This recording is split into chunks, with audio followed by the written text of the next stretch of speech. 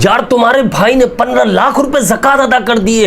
यकीन नहीं आता तो स्नैप पर जाकर स्ट्रेक चेक करो, मेरी टिकटॉक पर आप जाकर चेक करो, यूट्यूब पर जाकर देखो, मैंने रील्स बनाकर भी डाली हुई है, वी पर भी अपलोड किया हुआ है, इंस्टा पे भी अपलोड किया हुआ है।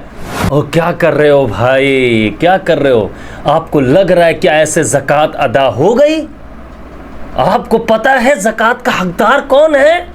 नहीं मालूम। हमें तो सिर्फ सोशल मीडिया पर अपनी वाह वाह चाहिए, हमें तो पब्लिसिटी चाहिए, हमें तो बस लोगों की नज़र में नाम कमाना है, इज्जत बनानी है, शोहरत चाहिए हमें कि यार अब्दुल्ला भाई ने 15 लाख रुपए ज़कात अदा कर दिए, यार फला बंदे ने 10 लाख रुपए ज़कात अदा कर दी, किसी ने 20 लाख रुपए ज़कात अदा कर दिए।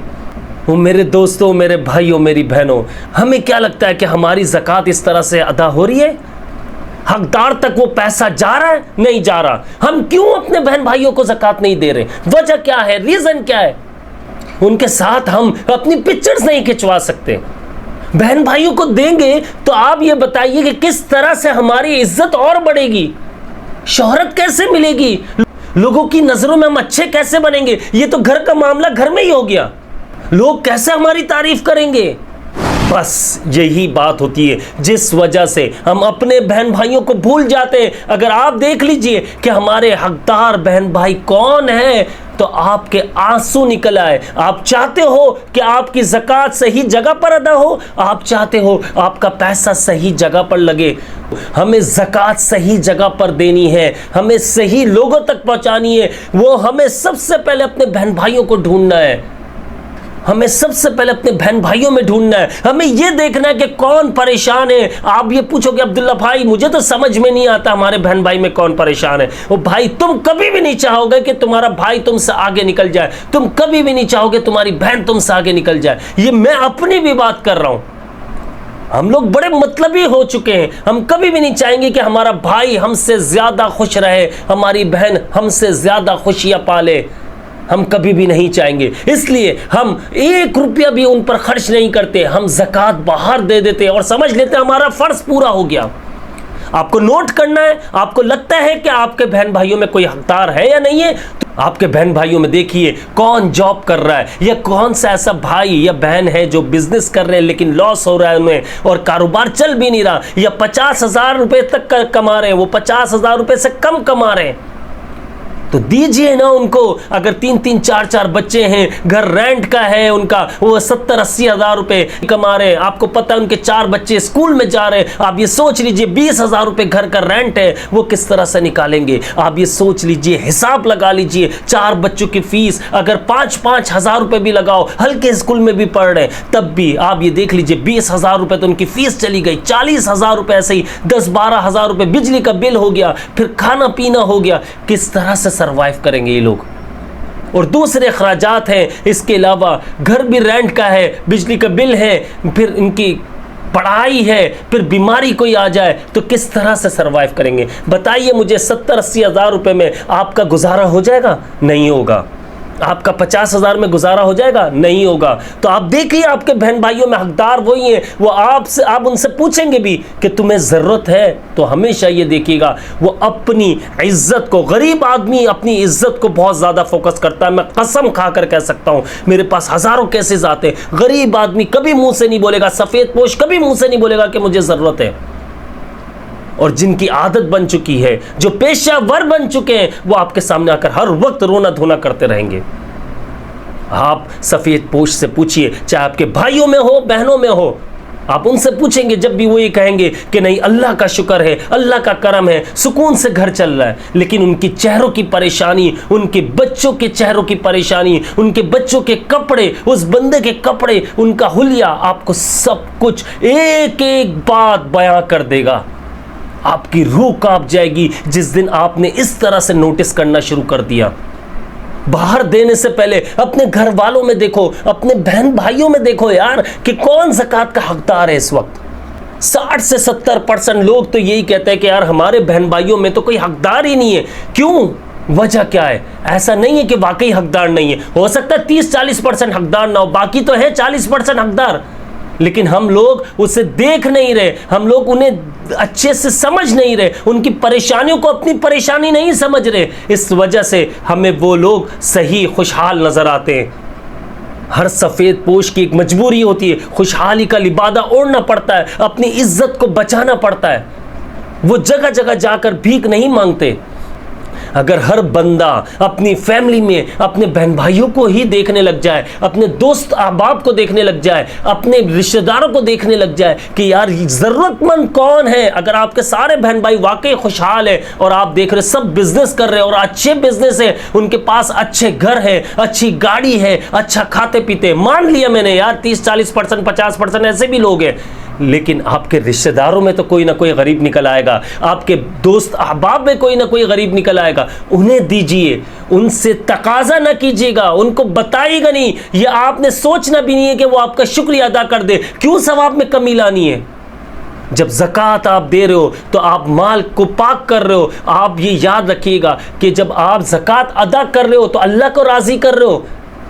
किसे राज़ी करने के लिए हम ज़कात दे रहे हैं? अल्लाह को राज़ी करने के लिए। तो फिर हमें लोगों से शुक्रिया जैसा अल्फाज, थैंक यू वाला वर्ड जो है, ये क्यों चाहिए यार? कोशिश करो कि वो आपका शुक्रिया भी अदा ना करे, क्योंकि आपके सवाब में कहीं कमी ना हो जाए।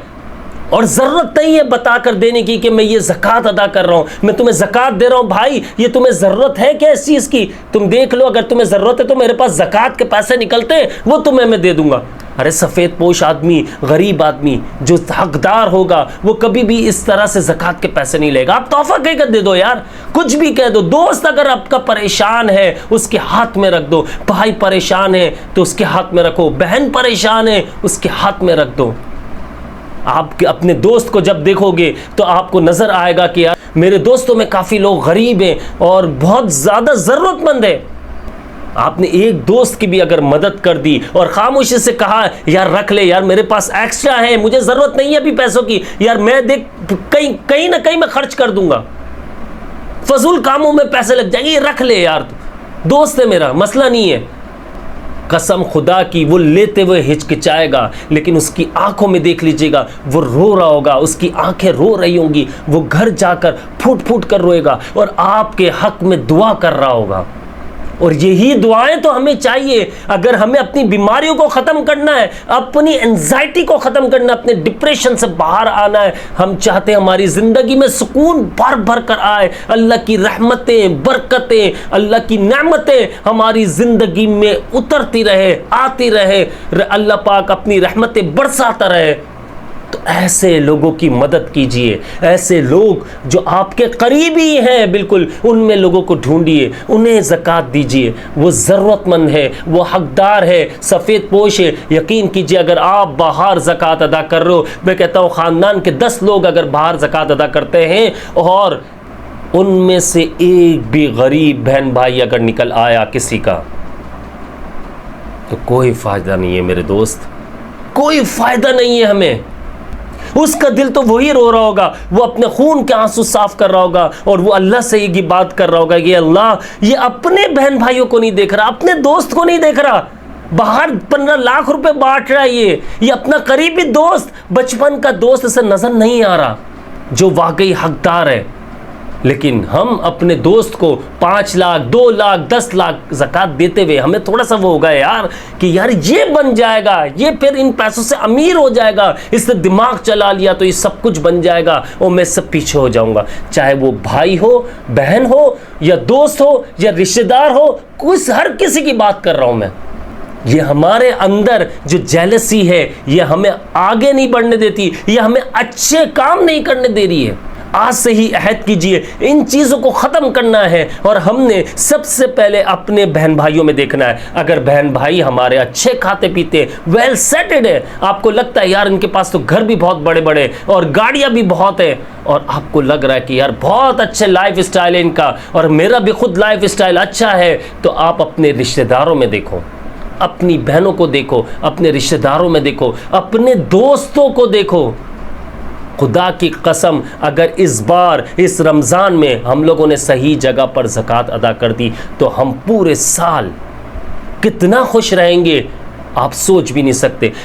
किस तरह से हमारा हिफाजती हिसार बनेगा आप सोच भी नहीं सकते। हिफाजती हिसार खाली जादू टोना जिन्नात आसे बसरात के लिए नहीं होता। हमारी सोच गलत हो चुकी है। ये हिफाजती हिसार आपको बीमारियों से भी बचाएगा, रिस्क की तंगी से बचाएगा, परेशानियों से बचाएगा, एंजाइटी की बीमारी से बचाएगा, डिप्रेशन से निकाल देगा। आपके घर में सुकून और बरकतें नाजिल होना शुरू हो जाएंगी, अल्लाह की रहमतें नाजिल होना शुरू हो जाएंगी।